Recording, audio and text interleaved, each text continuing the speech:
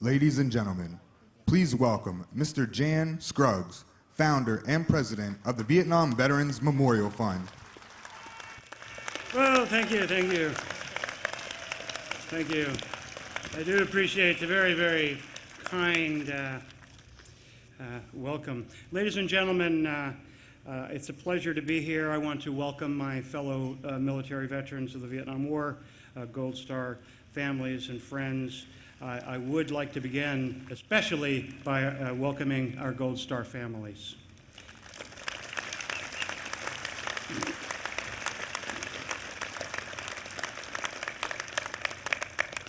And let me also thank the National Park Service and the Vietnam Veterans Memorial volunteers and staff. You know, they work day in and day out, and they do so much to care for this sacred memorial in this sacred area. We thank you all so much.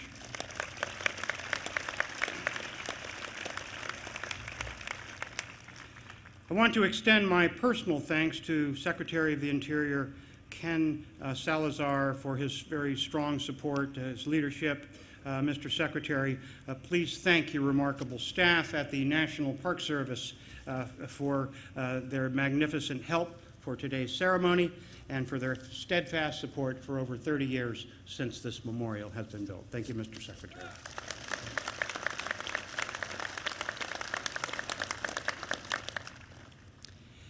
We want to thank Lieutenant General Mick Kicklighter and his staff with the United States of America Vietnam War Commemorative Committee. The Department of Defense, under the strong leadership of Secretary of Defense Leon Panetta, has shown some really great leadership.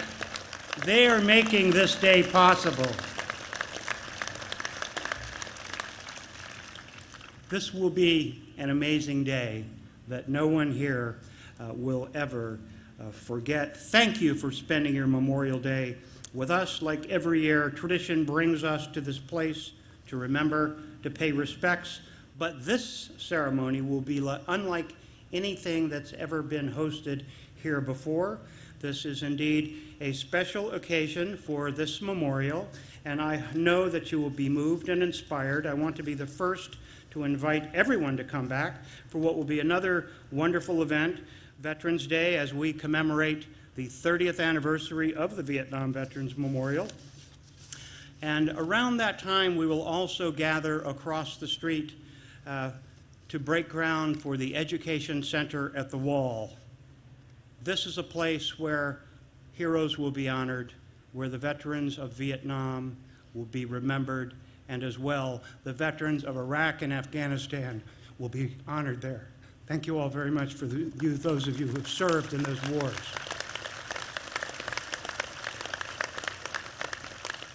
So I hope to see all of you in November. Until then, please learn more about this education center at buildthecenter.org on the internet. So it is now my pleasure to introduce a patriot who we all know as an Emmy and Golden Globe award-winning actor. And I know him, and all veterans know him, as a dear friend. He was in the military during the Vietnam War, a Vietnam-era veteran, didn't quite make it over there, but he's been a strong and consistent supporter of ours, of Vietnam veterans. Tom, those of us at the Vietnam Veterans Memorial Fund have come to know you as a special friend of the veterans and the families of all those wars. Ladies and gentlemen, please welcome our Master of Ceremonies, Mr. Tom Selleck.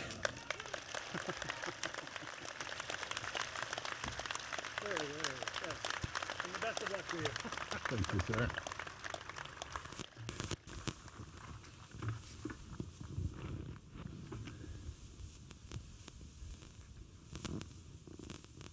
Bear with me a moment. Thank you, Jan. And sorry, there's so much sun out that you can't see the prompter.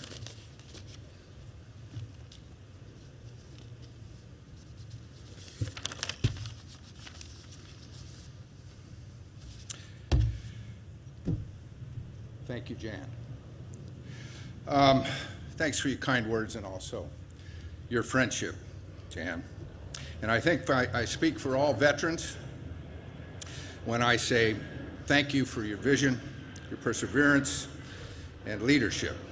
You were the catalyst that brought Americans together more than 30 years ago, resulting in this magnificent memorial and all that it represents, which again brings us together on this Memorial Day as we thank and honor our Vietnam veterans, their loved ones, and especially remember our fallen heroes.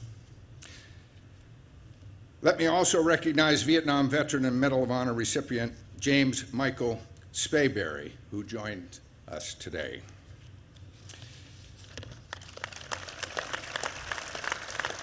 And friends, please join me in thanking the President's own United States Marine Corps Band for their magnificent performance.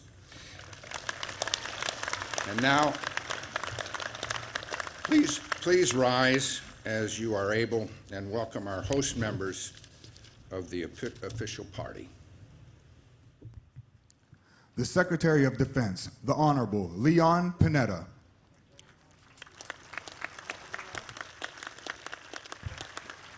The Secretary of Interior, the Honorable Ken Salazar.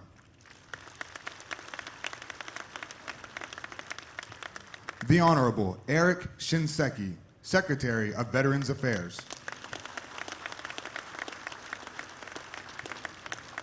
The Chairman of the Joint Chiefs of Staff, General Martin Dempsey.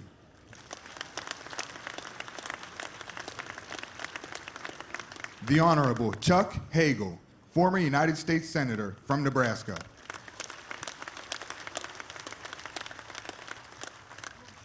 Brian Thacker, Medal of Honor recipient.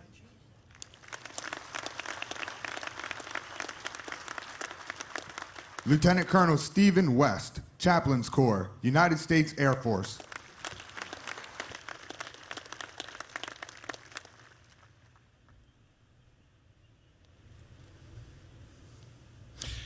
The invocation will be offered by Lieutenant Colonel West. Chaplain West enlisted in the Air Forces during the Vietnam era and served in the 1970s before attending divinity school while continuing to serve in the Air Force as a chaplain. Chaplain West, welcome. Thank you very much. Before I offer the prayer, I'm honored to relay a message from a godly man who ministered to our troops in Vietnam and their families. He did so for many years and was a constant source and continues to be a constant source of strength to those who served in Southeast Asia, the Reverend Dr. Billy Graham. From Dr. Billy Graham to our Vietnam veterans and their families. Decades ago, I visited with many of you in Vietnam and throughout Southeast Asia, sharing a message of hope and salvation through faith in Jesus Christ. During that traumatic time, I talked with you, prayed with you, and prayed for your families back home while you bravely answered your nation's call. The years have flown by, and we are all older now. At the age of 93, it is not possible for me to travel to be with you in person for the Memorial Day ceremony. But I would like to take this opportunity to thank you again for your service. I will never forget my times visiting with troops, which I counted to be a great honor and privilege for me. We have only to look at the many thousands of names carved on the Vietnam Memorial to realize the great loss suffered by so many families. For those of you who lost a father or brother, sister or mother, husband or wife, or friend in Vietnam, or in the years that have passed since then, or those whose loved ones were missing in action and not yet returned. It is my prayer that the events planned during this 50th anniversary period will be a comfort and encouragement to you as their service and sacrifice is recognized and their memory honored. May God bless each one of you, Reverend Billy Graham. May we pray? Heavenly Father, you have blessed this great nation and have raised up sons and daughters willing to serve. We echo the sentiments and prayers of Billy Graham in this hallowed place where countless millions have journeyed to pay respect, weep, honor, leave mementos, or find inspiration. We pause to reflect. Comfort the families of the fallen and missing, soothe the pain in their comrades who were wounded, and provide hope for the veterans who are homeless.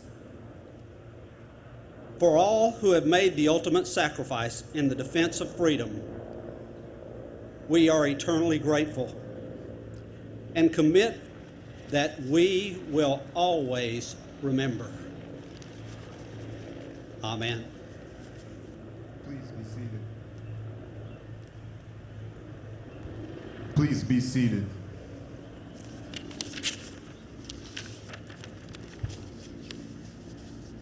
Ladies and gentlemen, please join me in welcoming a truly heroic American, Vietnam veteran and Medal of Honor recipient Brian Thacker, who will read the Presidential Proclamation on the 50th anniversary of the Vietnam War.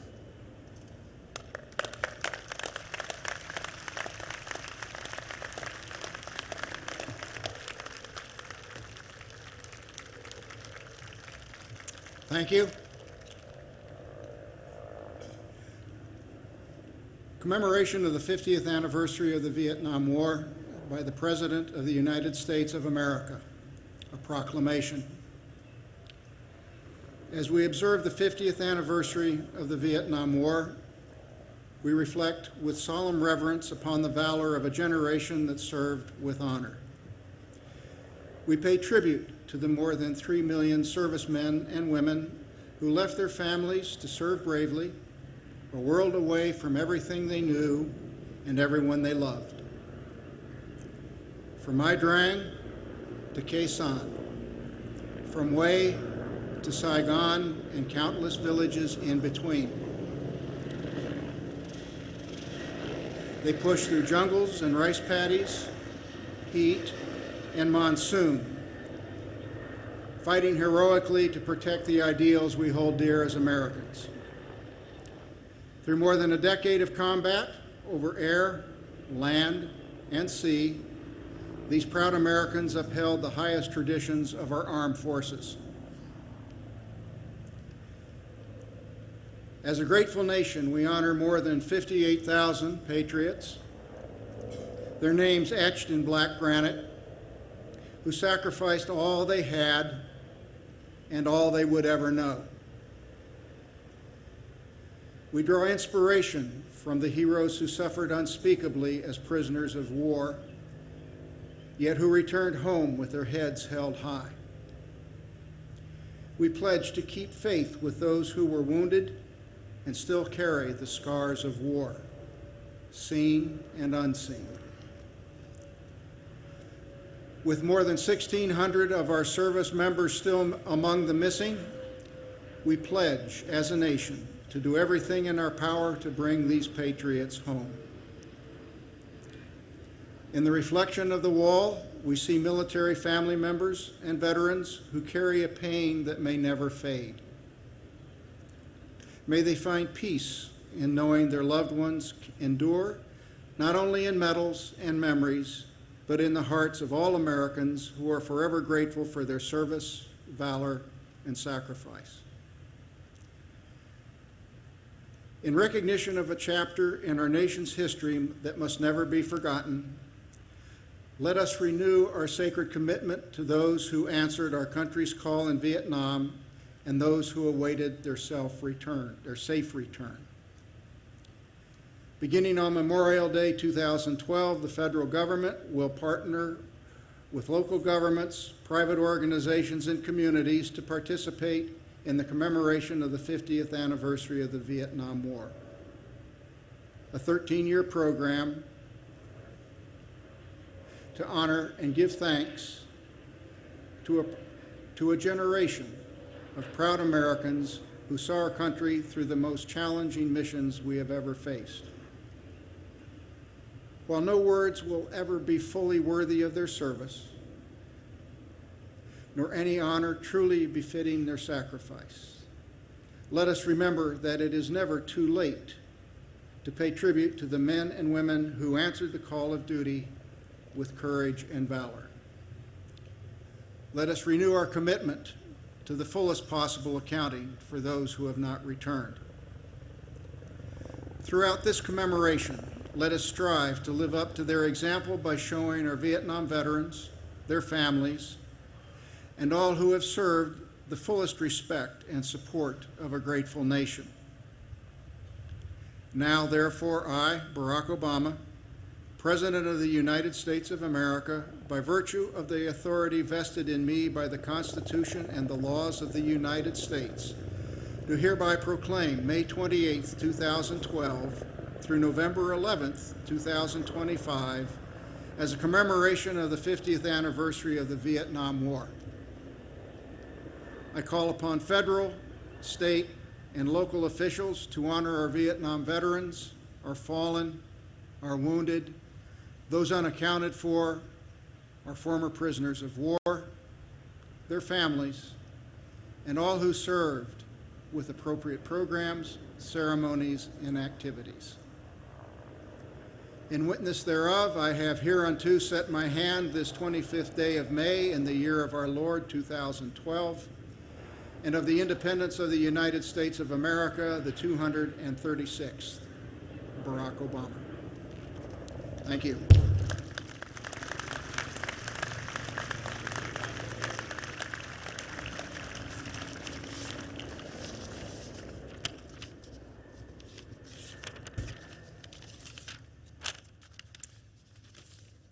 Ladies and gentlemen,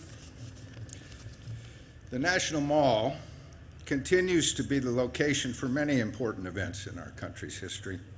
Please join me in welcoming the person who leads the terrific team that preserves and manages this and so many of America's treasures, the Secretary of the Interior, Honorable Ken Salazar.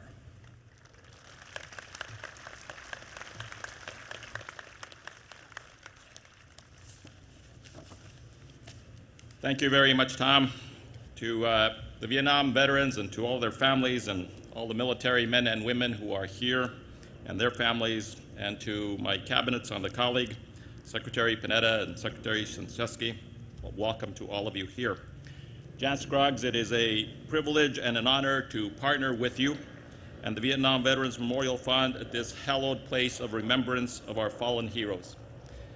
The National Park Service oversees nearly 400 of America's most beautiful landscapes and historic sites around the country, including 85 national battlefields, military parks, and monuments to those who have defended our country. And so we have a noble responsibility to tell that story as part of America's story. The Vietnam Memorial is a living memorial. Each year, millions of people come here to honor their friends and their relatives, and even those who they have never met. They leave flowers, medals, handwritten notes, and prayers at the base of the wall. The remembrances are a reminder that the great price of freedom is not simply etched on the black stone of this memorial. It is etched on the hearts of those who mourn and those who honor the soldiers, airmen, Marines, sailors, and Coast Guardsmen. These men and women, in the words of Abraham Lincoln, gave the last measure of devotion to their country. I visit the Vietnam Memorial often and pay tribute to those whose names are on these walls, including those from my native San Luis Valley in Colorado. I often stand at panel 41E, row 21, in honor of Manuel Herrera. I remember the day in 1968 when at the age of 13 I attended his burial at a remote cemetery in rural Colorado called Los Cerritos. I will never forget that service because it was the first time I heard taps, the pain his family endured, and his ultimate sacrifice. For almost 30 years, it has been the honor of the Department of Interior and the National Park Service to be custodians of this special place. And I pledge to all of you here today our full support as we partner together to make the Vietnam Memorial Visitor Center a reality beginning in this year of 2012. May God bless you. May God bless the United States of America.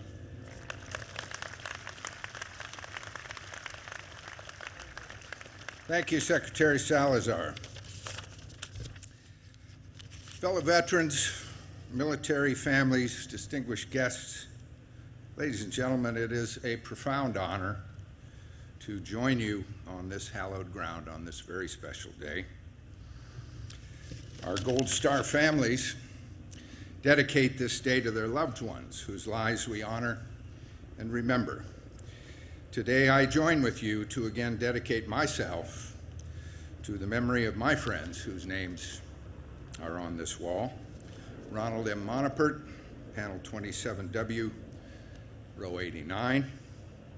And Kenneth Ray Lancaster, panel 33, row 29. There's a poem that was written in Dak To, Vietnam on New Year's Day, 1970. If you are able, save them a place inside of you, and save one backward glance when you are leaving for the places they can no longer go. Be not ashamed to say you love them. You may or may not have always. Take what they have left and what they have taught you with their dying, and keep it with your own. And in that time, when men decide and feel safe to call the war insane, take one moment to embrace those gentle heroes you left behind. That poem was written by Major Michael Davis O'Donnell, U.S. Army from Springfield, Illinois. Shortly after he wrote that poem, he was killed in action. Major O'Donnell has his place on this wall. Panel 12W, line 40. For many years, representatives of many of our nation's patriotic and veterans organizations have traditionally laid wreaths at the Vietnam Veterans Memorial in honor of their fallen brothers and sisters, sons and daughters, mothers and fathers, who gave the last full measure of devotion to America and the cause of freedom. Would the representatives of the following organizations please come forward as you are recognized, and once the wreaths have been laid, we will observe a moment of silence.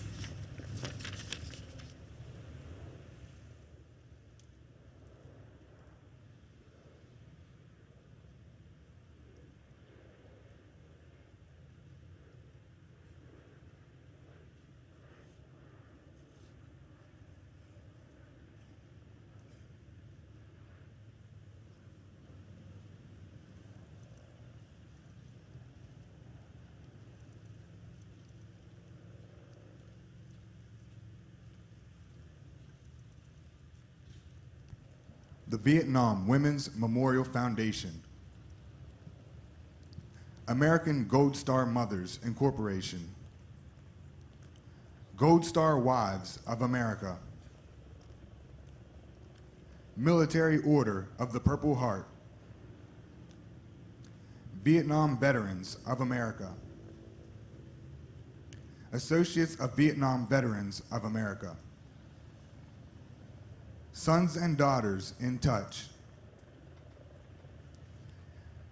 National League of POW MIA Families, Veterans of Foreign Wars of the U.S., Disabled American Veterans, AMVETS, the American Legion,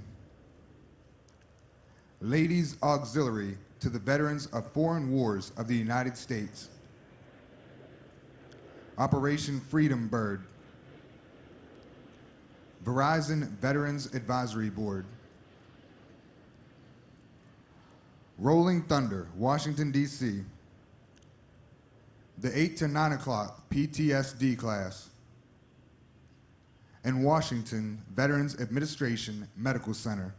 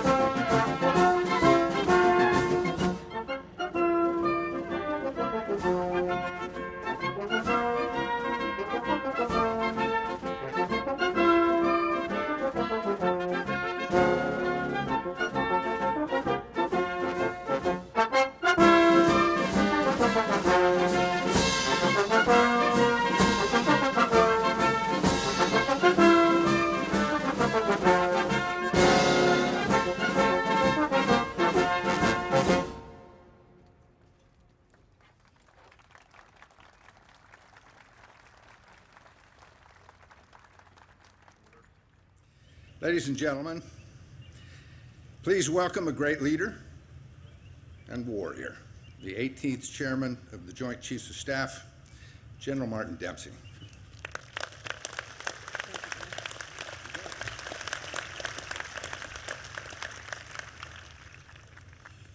Thanks, Tom. And thank you for your heartfelt words, your service in the Army National Guard, as well as your efforts to bring an education center here on these grounds. As we gather here at the Vietnam Veterans Memorial, our fellow citizens are gathering in backyards, at memorials, and in cemeteries around the country. Across the Potomac at Arlington National Cemetery, soldiers of the 3rd Infantry Division and the honor guards of every service are on patrol, making sure that 260,000 flags stand tall, row after row after row. At White Pine Cemetery, under Montana's big sky, a widow presses a single American flag into the still cold ground, just as she did last year and the year before that and the year before that. Whether by the thousands or by ourselves, we all feel a common resolve on Memorial Day to pause, if only for a moment, and to remember. This solemn tradition began in 1868 when Decoration Day was proclaimed by General John Logan, commander of the Grand Army of the Potomac, of the Republic. And since our Republic's founding, nearly 2.5 million of our countrymen and women have, in the words of General Logan, made their breasts a barricade between our country and its foes. Some of their names are blasted into this granite wall, a wall and a war that some have compared to a scar. But history's temperance allows us to see success where some only saw failure, to see hope where some only saw loss, and to see valor where some simply refused to look. Vietnam, its veterans, and their families are not something apart from us. They are as fundamental to our national story and as instrumental to our national security as any veteran of any war. The war's 50th anniversary gives us an opportunity to remember and reflect on their story. In the years ahead, our military family will join with the rest of the American family to remember, to learn, and to see ourselves with a renewed perspective. Right now, we can see the names of so many, too many, on the wall before us. These are America's sons and daughters.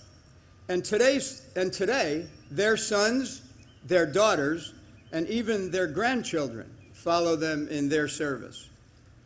My own first personal memory of war was in 1968. As a 16-year-old dishwasher in a small diner in upstate New York, I watched a Vietnam veteran get off the bus coming back from his first tour of duty in Vietnam to be met by his family. And at a time in our history when heroes were hard to find, I thought I'd found one. I'd never seen anybody so handsome, so physical, so determined, so proud. Captain John Wade, Captain John Graham was his name, and he is a big part of the reason I went to West Point. And so in 1971, when I was a plebe at West Point, he was returned from his second tour of duty, having been killed in action as an advisor to the Vietnamese Army. And as a plebe, I attended that ceremony on a very cold day in the winter of 1971. His son is now on the faculty at West Point. Warrant Officer Roy Thomas was a gunship pilot with the 25th Infantry Division. He died in battle when his son was 4 months old. His son is an Air Force colonel on my staff today. John and Roy are just two examples representative of thousands more who share a martial bond with their forebears. And whether they served in Vietnam or Iraq or Afghanistan, whether they returned home or are still awaiting their homecoming, there is no difference in their courage and in their sense of duty. There is no difference when it comes to fear and suffering on the front lines and on the home front. There is no difference in the love and the longing of families. And there is no difference in the wounds that remain both seen and unseen.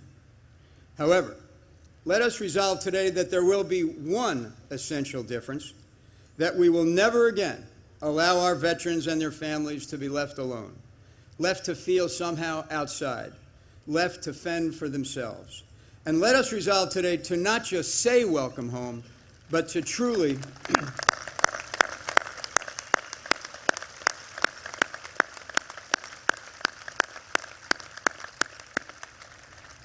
And let us resolve today to not just say welcome home, but to truly welcome our troops home with the respect and care that they and their families have earned.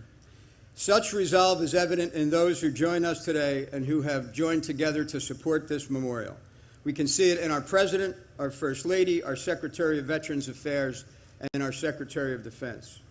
I know that Secretary Panetta shares my commitment to keep faith with our military family and keep in touch with the American people. And I know that he shares my unbounded pride in the men and women who serve and who have served in uniform. Please join me in welcoming our Secretary of Defense, Leon Panetta.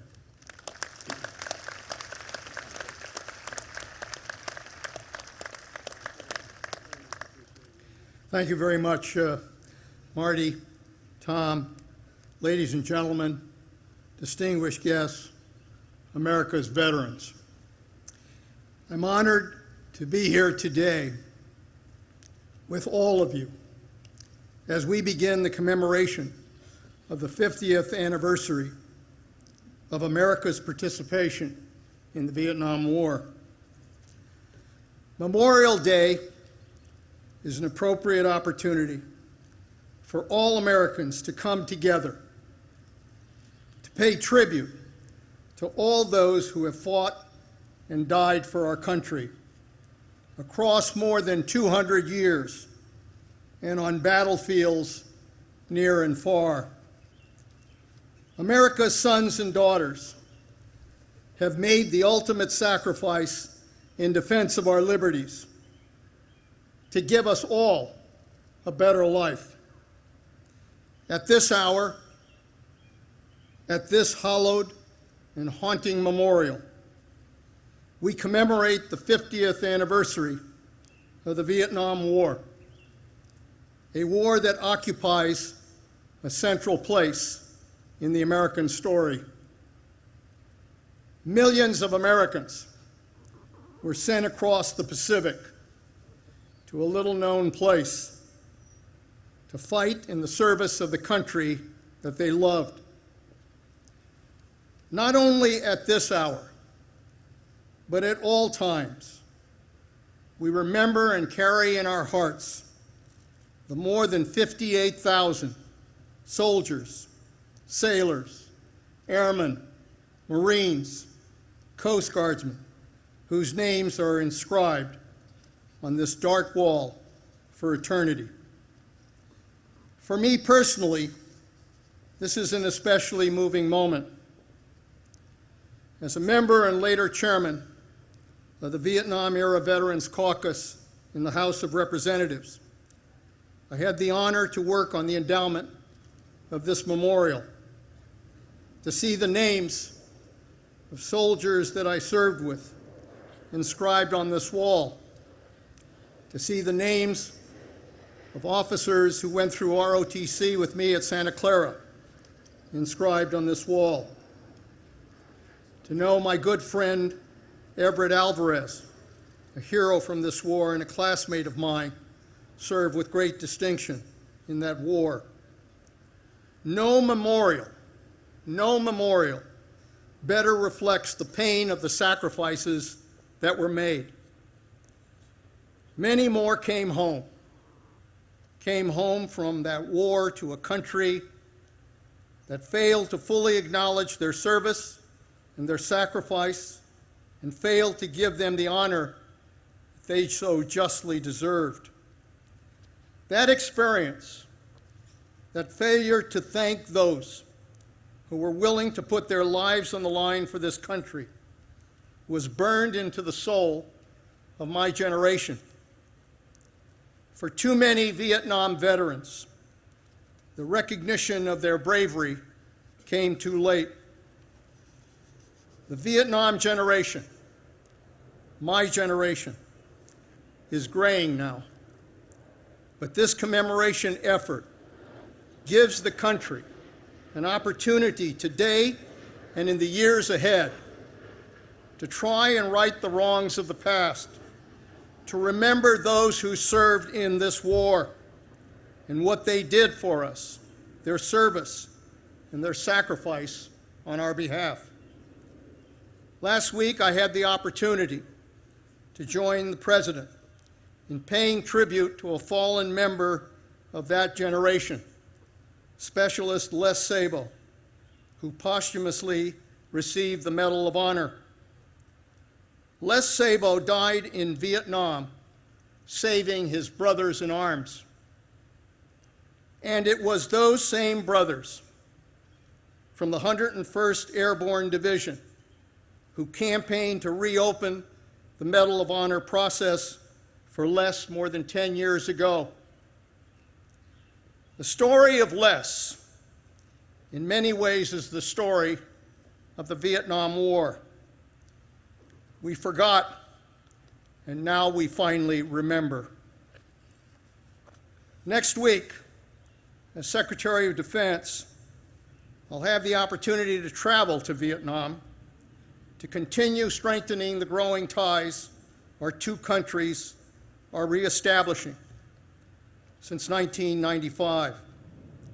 We've come a long way since the war has ended, and it was the veterans of Vietnam who led that way for our two nations to begin the process of trying to heal the wounds of war.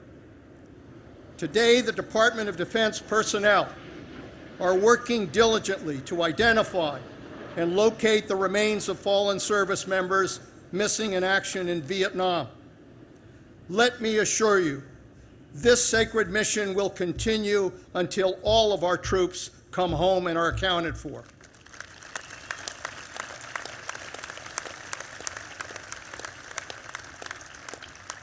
It reflects the determination of our military and our country that we leave no man or woman behind, and to honor those who have honored us with their service, their valor, and their sacrifice.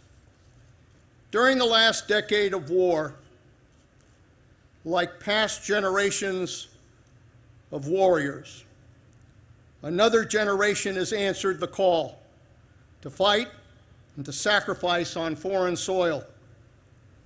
They have done all this country has asked them to do and more. As they have returned from overseas, America, with our Vietnam veterans front and center in the effort, have embraced this new greatest generation of service members, showing that we have learned perhaps the most important lesson to come out of the Vietnam War: the debt we owe to those who fight and who die for our freedoms.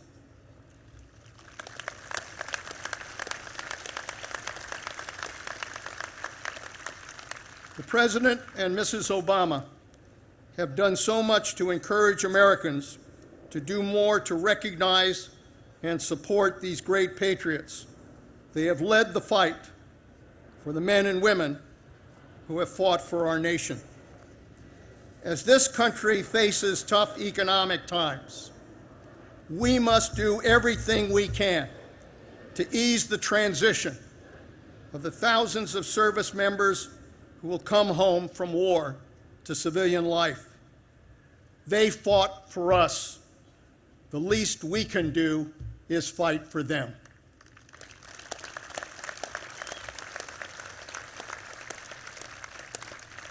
It's now my honor to introduce one of those soldiers who fought in Vietnam, Senator Chuck Hagel. He led an infantry squad in Vietnam during the bloody fighting following the Tet Offensive. And like millions of our generation, he demonstrated bravery, patriotism, and heroism on the battlefield. And he also demonstrated that patriotism and that bravery and that heroism in the life of public service that has followed. Chuck, we thank you for honoring us with your presence today, and thank you for your commitment to the United States of America. God bless you.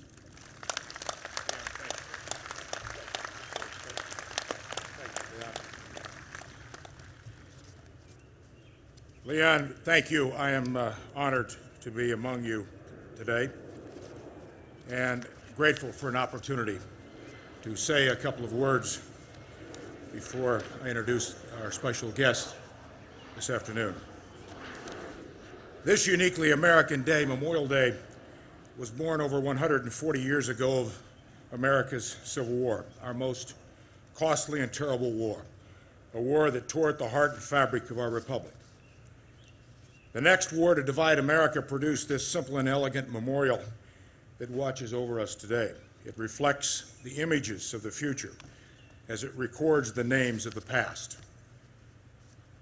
Memorials are built for the living and are to instruct our destiny as they honor and remember those who fell in the service of their country.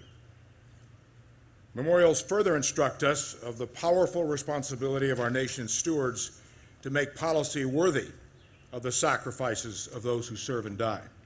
War is not an abstraction. It is brutal, and is always accompanied by the haunting portents of dangerous unintended consequences, uncontrollables and unpredictables. And even though this is so, America's men and women have always found higher purpose to their lives in service to their country. I often think about those quiet heroes that my brother Tom and I served with in Vietnam in 1968. And I'm very proud that my brother Tom is here today, sitting in the front row. I never knew nor, thank you.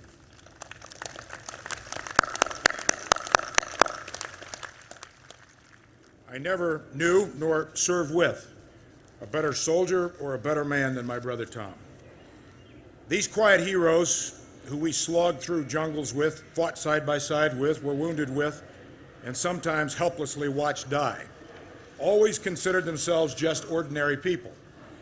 But they were far from ordinary. They viewed themselves as just, well, ordinary because they were humble, patriotic, and selfless.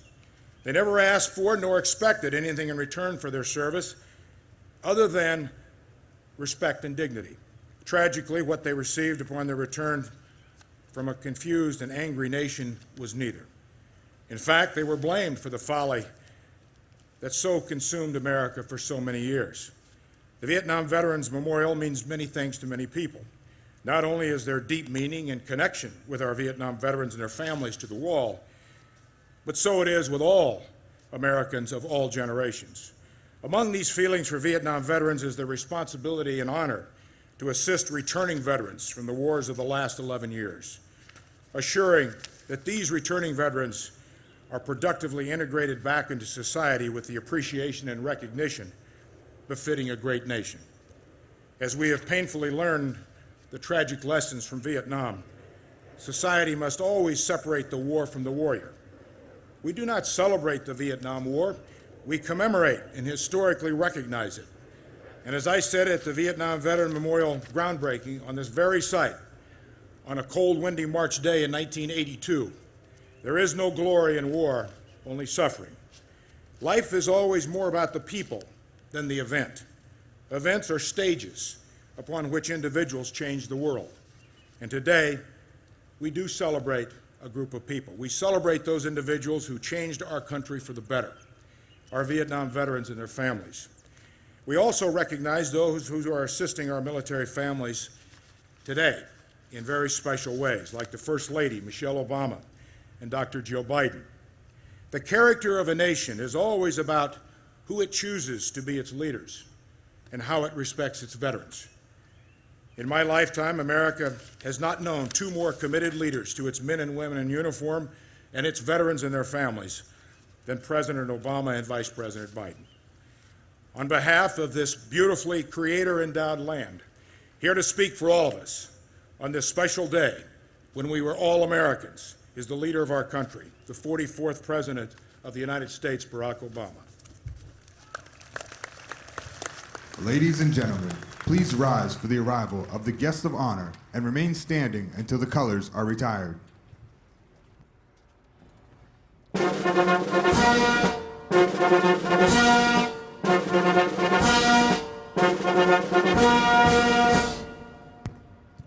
The President of the United States, Barack Obama, First Lady, Michelle Obama, Vice President Biden, and Dr. Biden.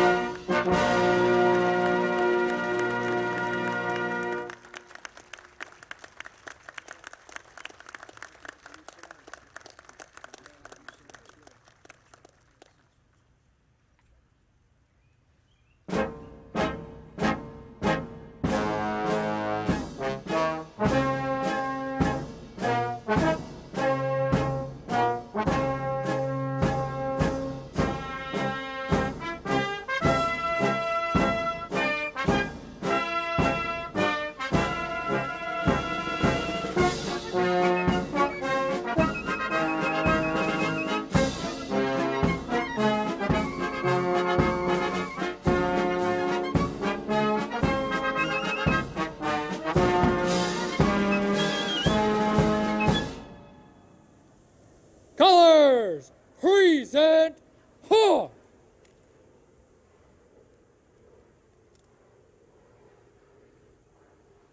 And to see by the dawn's early light what so proudly we hailed at the twilight's last gleaming, whose broad stripes and bright stars through the perilous fight, for the ramparts we watched were so gallantly streaming, and the rocket's red glare, the bombs bursting in air, gave proof through the night that our flag was still there.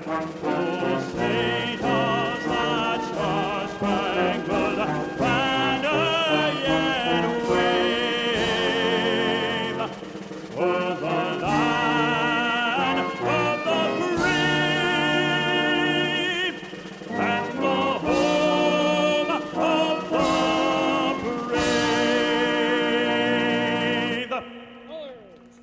Right shoulder, hard.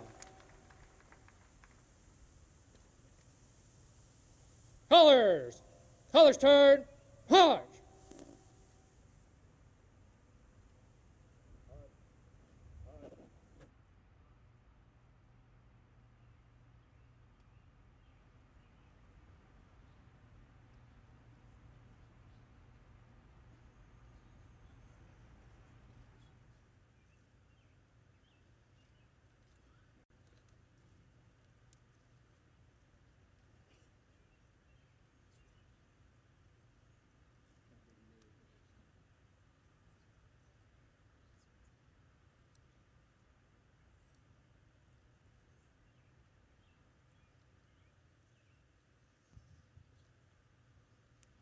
Please be seated.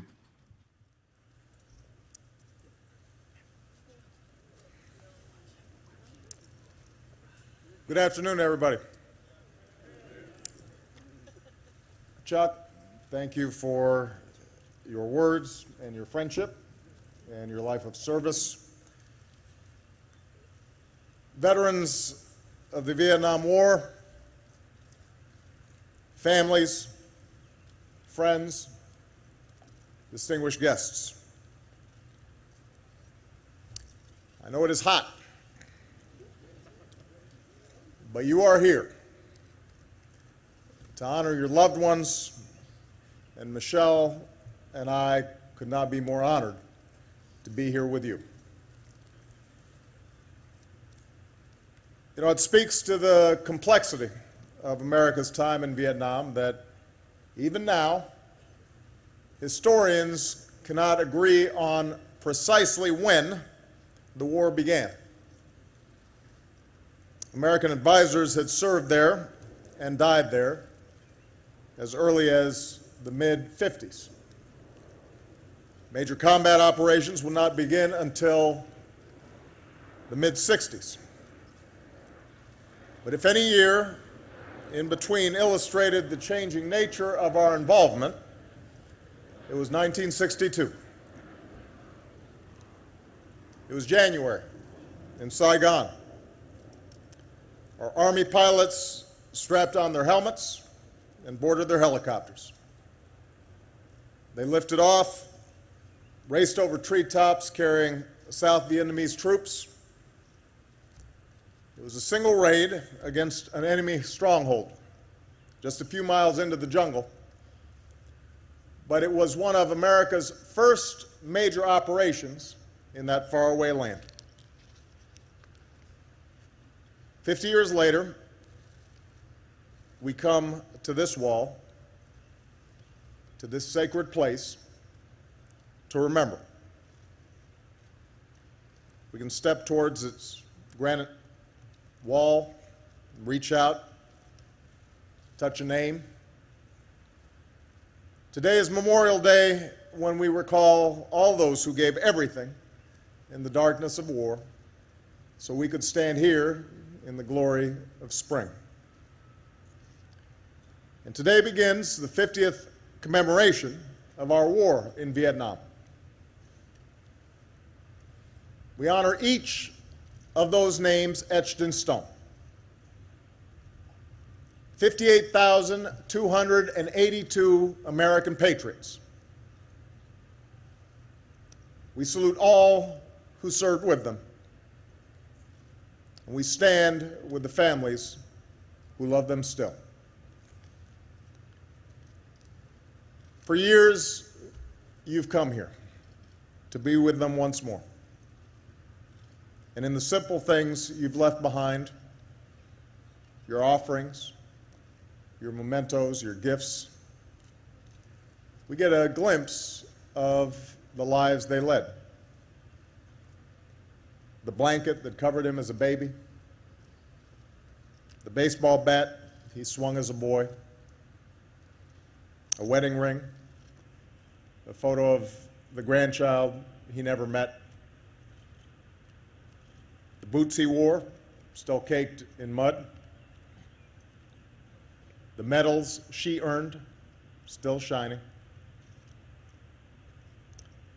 And of course, some of the things left here have special meaning known only to the veterans. A can of beer, a packet of M&Ms, a container of Spam, an old field ration, still good, still awful. It's here we feel the depth of your sacrifice. And here we see a piece of our larger American story. Our founders, in their genius, gave us a task.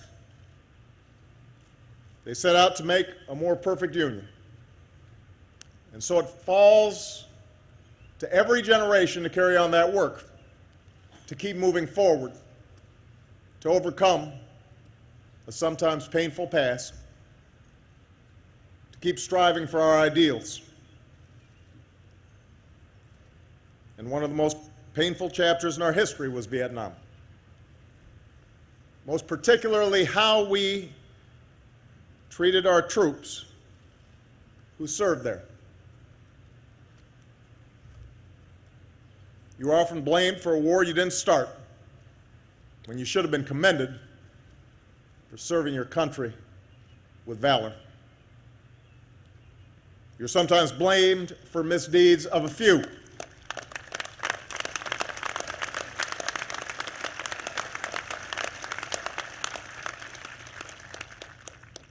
When the honorable service of the many should have been praised,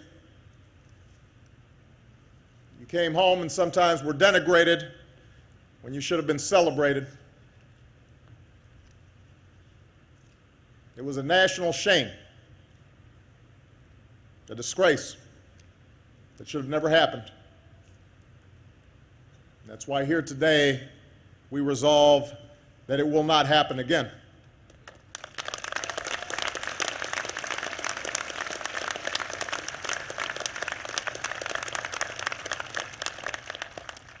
And so a central part of this 50th anniversary will be to tell your story as it should have been told all along. It's another chance to set the record straight. That's one more way we keep perfecting our union, setting the record straight, and it starts today. Because history will honor your service. And your names will join a story of service that stretches back 2 centuries. Let us tell the story of a generation of service members, every color, every creed, rich, poor, officer, and enlisted, who served with just as much patriotism and honor as any before you. Let's never forget that most of those who served in Vietnam did so by choice. So many of you volunteered. Your country was at war, and you said, "Send me." And that includes our women in Vietnam. Every one of you a volunteer.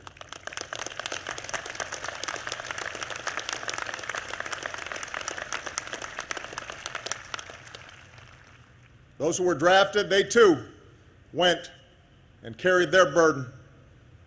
You served. You did your duty. You persevered through some of the most brutal conditions ever faced by Americans in war. The suffocating heat, the drenching monsoon rains, an enemy that had come out of nowhere and vanished just as quickly. Some of the most intense urban combat in history, and battles for a single hill that could rage for weeks. Let it be said, in those hellholes like Briar Patch and the Zoo and the Hanoi Hilton, our Vietnam POWs didn't simply endure. You wrote some of the most extraordinary stories of bravery and integrity in the annals of military history.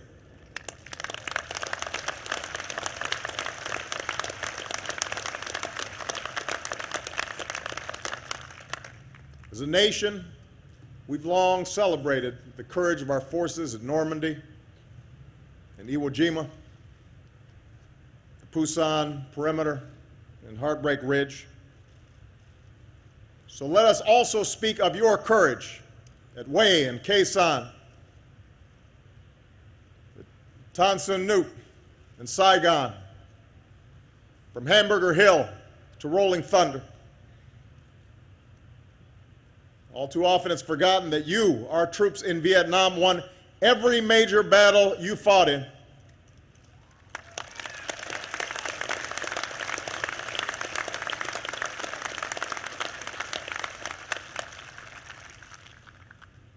When you came home, I know many of you put your medals away, tucked them in a drawer or in a box in the closet. You went on with your lives, started families, and pursued careers. A lot of you didn't talk too much about your service. As a consequence, this nation has not always fully appreciated the chapter of your lives that came next. So let us also tell a story of a generation that came home and how, even though some Americans turned their back on you, you never turned your back on America.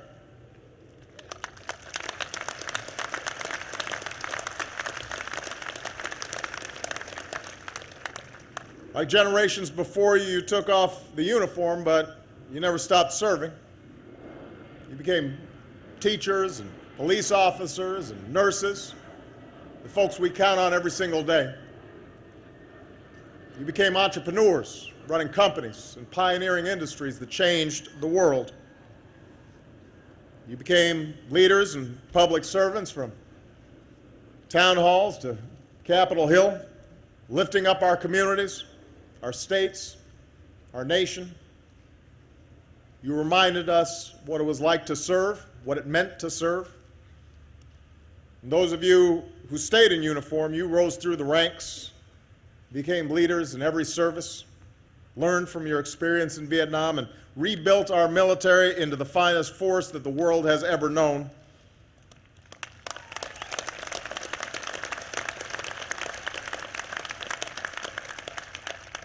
And let's remember all those Vietnam veterans who came back and served again in the wars in Iraq and Afghanistan. You did not stop serving.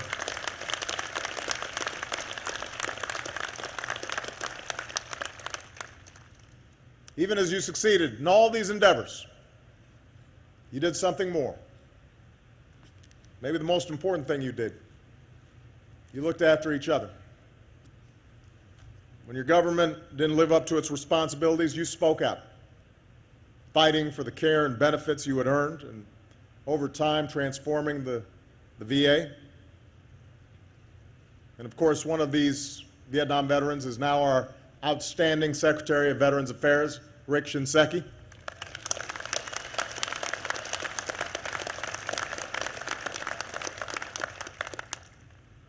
You looked after one another. You cared for one another. People weren't always talking about PTSD at the time. You understood it, and you were there for each other. And just as importantly, you didn't just take care of your own. You cared for those that followed. You made it your mission to make sure today's troops get the respect and support that all too often you did not receive.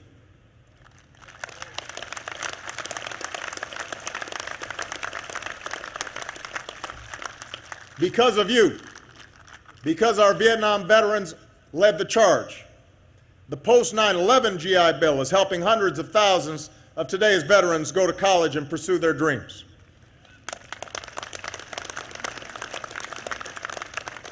Because of you, because you didn't let us forget. At our airports, our returning troops get off the airplane, and you are there to shake their hands.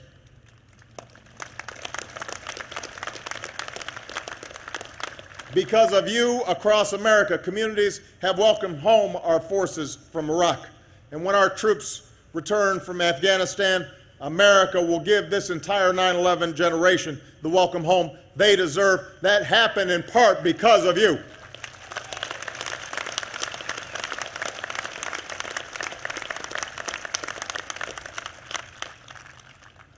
This is the story of our Vietnam service members. The story that needs to be told. This is what this 50th anniversary is all about. It's another opportunity to say to our Vietnam veterans what we should have been saying from the beginning. You did your job. You served with honor. You made us proud.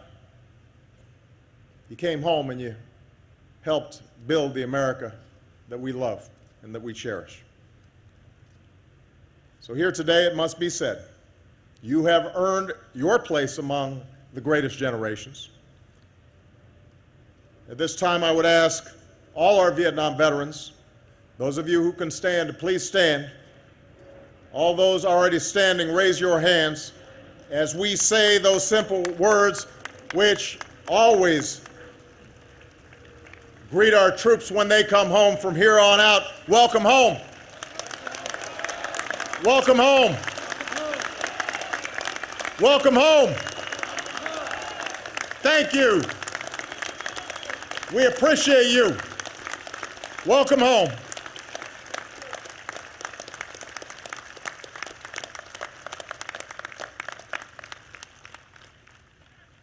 Today we're calling on all Americans and every segment of our society to join this effort. Everybody can do something. 5 decades removed from a time of division among Americans, this anniversary can remind us of what we share as Americans. And that includes honoring our Vietnam veterans by never forgetting the lessons of that war. So let us resolve that when America sends our sons and daughters into harm's way, we will always give them a clear mission. We will always give them a sound strategy. We will give them the equipment they need to get the job done. We will have their backs.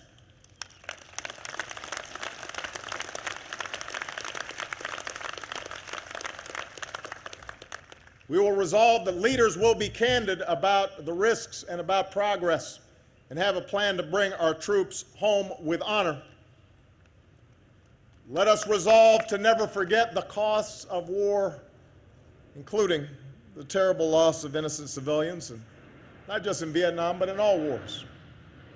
For we know that while your sacrifice and service is the very definition of glory, war itself is not glorious.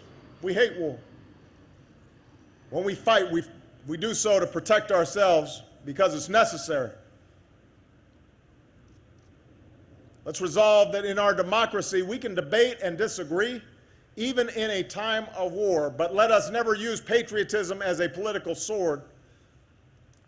Patriots can support a war, patriots can oppose a war, and whatever our view, let us always stand united in support of our troops who we've placed in harm's way. That is our solemn obligation.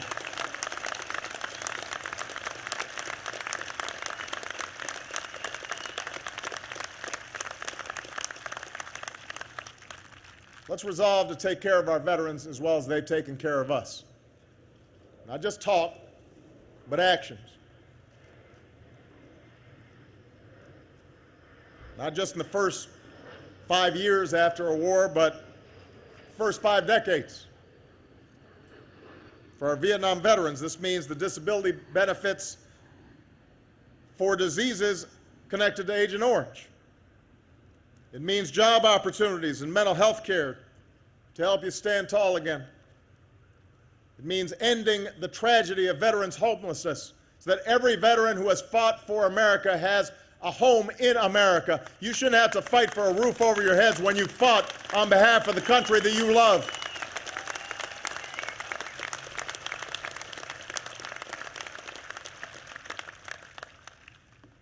And when an American does not come back, including the 1,666 Americans still missing from the Vietnam War, let us resolve to do everything in our power to bring them home. This is our solemn promise to mothers like Sarah Shea, who joins us today, 93 years old, who has honored her son, Major Donald Shea, Jr., missing in action for 42 years. There she is. Sarah, thank you for your courage. God bless you.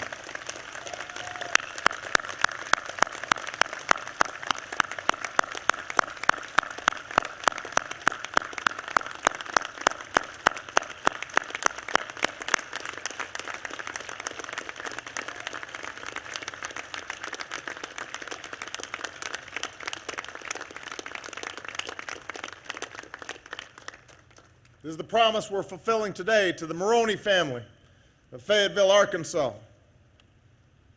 43 years after he went missing, we can announce that Army Captain Virgil Maroney III is coming home, and he will finally rest in peace.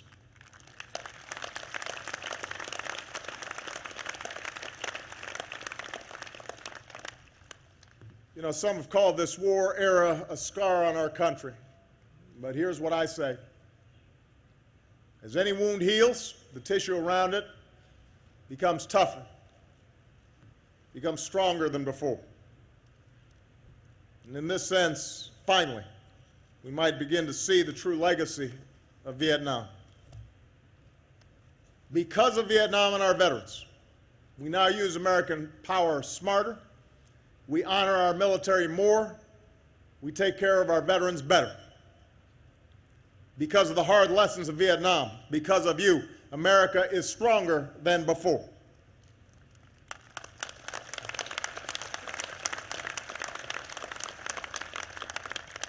And finally, on this anniversary and all the years to come, let us remember what binds us as one people. This is important for all of us, whether you fought in the Vietnam War or fought against it, whether you were too young to be shaped by it. It is important that our children understand the sacrifices that were made by our troops in Vietnam. That for them, this is more than just a name in the history books. It's important that we know the lesson of a gift once left at this memorial. It was towards the end of the day, and most of the tourists and visitors had departed. And there it was, a football helmet, black with white stripes, and a wristband. And with them was a handwritten note. And it was from a young man still in high school. And mind you, this was more than 2 decades after Vietnam. That high school student was born years after the war had already ended. But in that short handwritten note, he captured the reverence, the bonds between generations that bring us here today. The letter began, "Dear Vietnam veterans, here are 2 things from me to you that I think you should have." He explained that it was his helmet from midget football and his wristband from his senior year. And so today I want to close with the words he wrote. "In these 2 pieces of equipment, I was allowed to make mistakes, correct them, grow, and mature as a person. However, that was on my battlefield. You didn't get the chance to do that on your battlefield. Some of you were forced to grow up too fast. All of you died too soon. We do have many things in common, though. We both have pride, heart, and determination. I'm just sorry you guys had to learn those qualities too fast. And that is why I'm giving you what I grew up with. You are true heroes, and you will never be forgotten." It's from a high school kid, born decades after the end of the war. And that captures the spirit that this entire country should embrace. Veterans, families of the Vietnam War, I know the wounds of war are slow to heal. You know that better than most. But today we take another step. The task of telling your story continues. The work of perfecting our union goes on. And decades from now, I hope another young American will visit this place and reach out and touch a name. And she'll learn the story of service members, people she never met, who fought a war she never knew.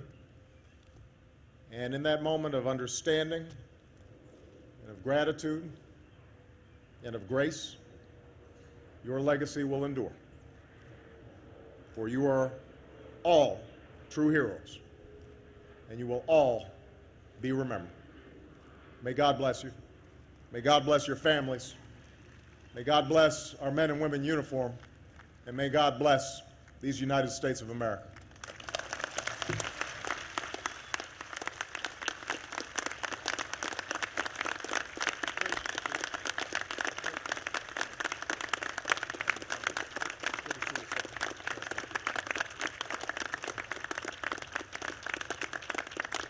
Thank you very much, Mr. President.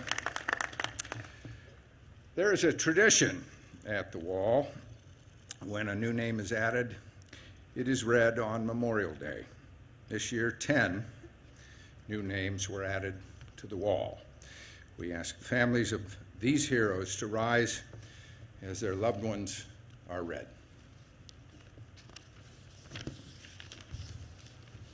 Albert Kalahana Kaweva.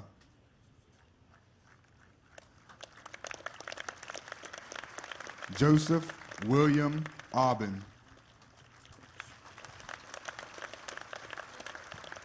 Richard Carl Hunt. Richard Dwayne Stalker.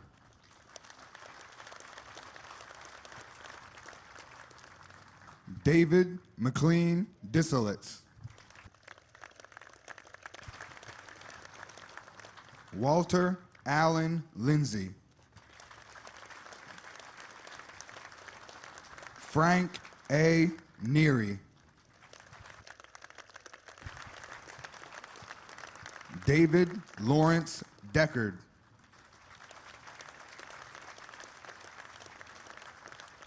Larry Morgan Kelly.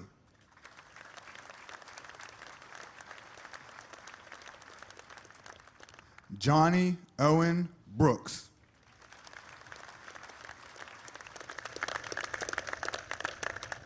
Wall now bears the names of 58,282 heroes. Ladies and gentlemen, please rise as the President, the First Lady, and other distinguished leaders take their place at the wall with families of the fallen, who represent not only their loved ones, but all who served, suffered, and sacrificed in the name of freedom.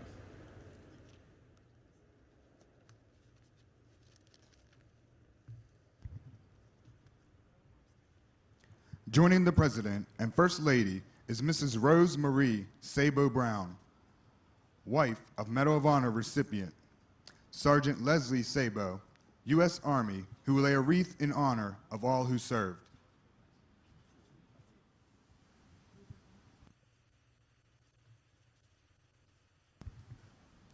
Joining the Vice President of the United States, Joe Biden, and Dr. Jill Biden, is Mrs. Janine Seigen, Rosina, sister of Medal of Honor recipient Captain Lance Seigen, U.S. Air Force, in honor of American prisoners of war. Joining the Honorable Leon Panetta, Secretary of Defense, is Mrs. Sarah Frances Shea, the mother of Major Donald Emerson Shea, Jr., in honor of all who will remain unaccounted for and to whom we renew our commitment to the fullest possible accounting. Joining the Honorable Ken Salazar, Secretary of the Interior, are Grady Renville, the brother, and Travis Renville, the nephew of Specialist Arden Renville, U.S. Army, as they honor all who served. Joining the Honorable Eric Shinseki, Secretary of Veterans Affairs, is Frank Neary, Jr. and Christopher Neary, the sons of Corporal Frank Neary, U.S. Marine Corps, in honor of all veterans who bear the wounds of war.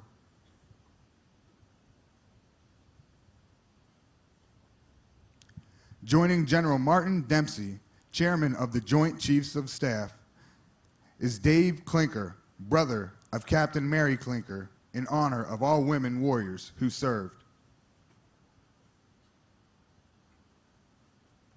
Joining General Ray Odierno, Chief of Staff, United States Army, is Jeanette Early, wife of Sergeant First Class Howard Early, in honor of every soldier who served. Joining Major General Timothy Hannafin, United States Marine Corps, is Georgiana Carter Krell, mother of Medal of Honor recipient Private First Class Bruce Carter, in honor of every Marine who served. Joining Admiral Mark Ferguson, Vice Chief of Naval Operations, is Stephanie Loper, niece of Petty Officer Richard Hunt, in honor of every sailor who served. Joining General Philip Breedlove, Vice Chief of Staff, United States Air Force, is Colleen Shine, daughter of Lieutenant Colonel Anthony Cameron Shine, in honor of every member of the Air Force who served.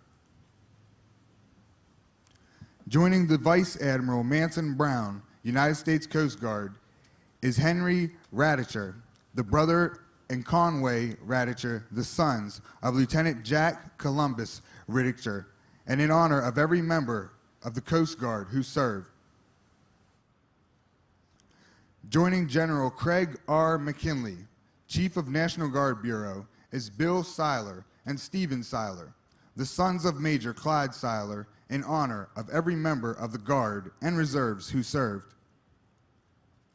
Joining the Honorable William Burns, Deputy Secretary of State, is Cindy Coleman, the wife of Foreign Service Officer Joseph Gregory Fendino, in honor of all members of the State Department and agencies who served. Joining the Honorable John Picari, Deputy Secretary of Transportation, is Commander William Cahill, U.S. Navy, retired, a Vietnam veteran and member of the Department of Transportation, to honor all who served in the Merchant Marine.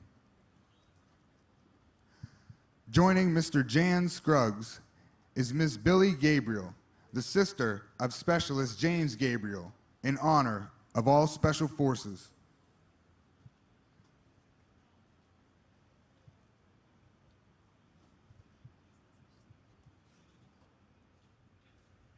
Joining Major General Victor Hugo, U.S. Army retired, is Jenny Tran and Van Nguyen, daughters of Colonel Ban Nguyen, in honor of all who served.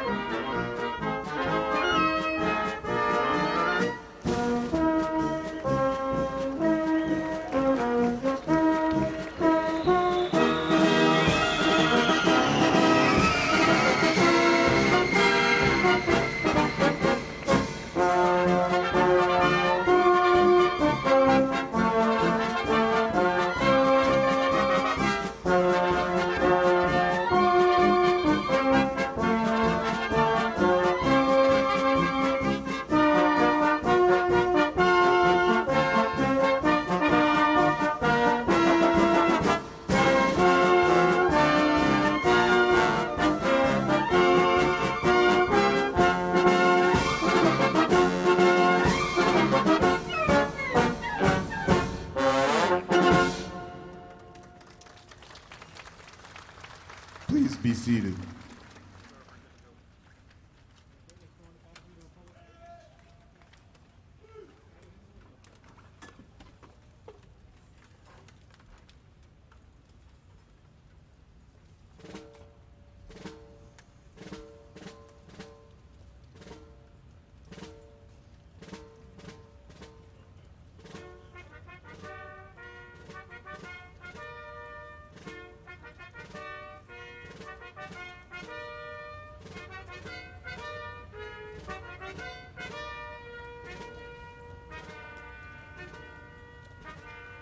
Thine eyes have seen the glory of the coming of the Lord. He is trampling out the vintage where the grapes of wrath are stored. He hath loosed the fateful lightning of his terrible swift sword. His truth is marching on.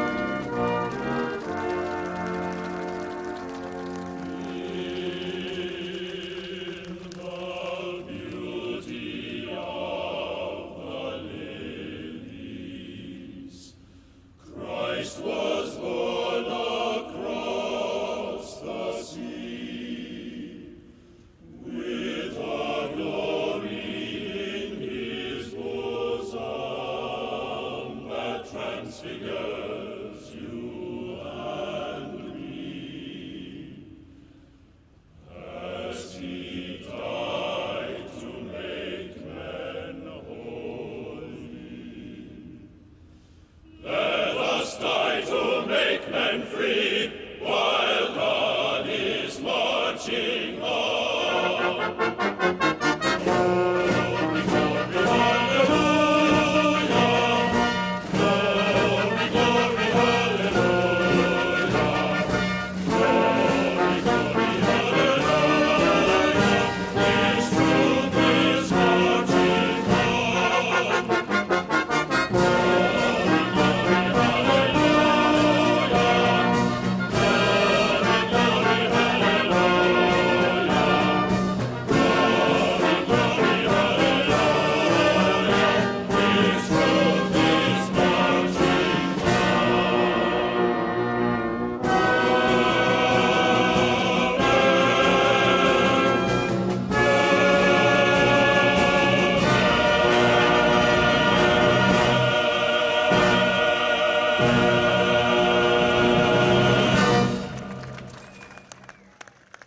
Please be seated. Ladies and gentlemen, Vietnam veterans, Gold Star family members, thank you for honoring us with your presence. Please join me in thanking the Department of Defense, Department of Interior, the Vietnam Veterans Memorial Fund, and all who had a part in today's moving tribute. And let us all thank the Marine Band and Army Chorus for their magnificent performance. For their final selection, I would ask you to stand as you are able, as your service song is played during this service song medley. Thank you for being so patient today. May God bless you and the land we love. Thank you.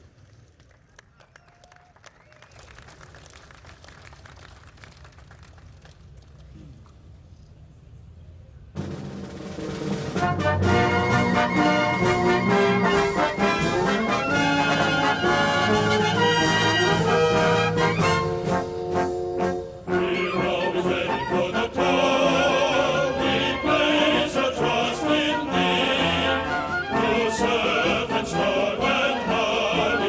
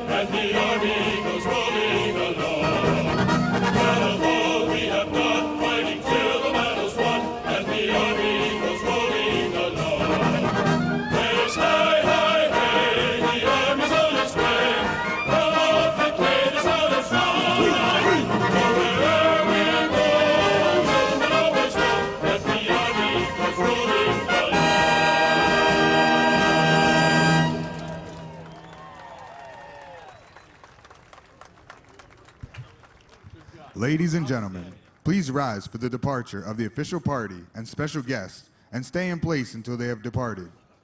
This concludes our ceremony. Thank you for attending. Buses to the Pentagon North parking area will begin to depart immediately and will continue periodically until 5 p.m. Please exit to the right of the wall to the area where you were dropped off. If you would like to visit the wall, please move to your left and enter the walkway on the left side. Thank you and have a nice day.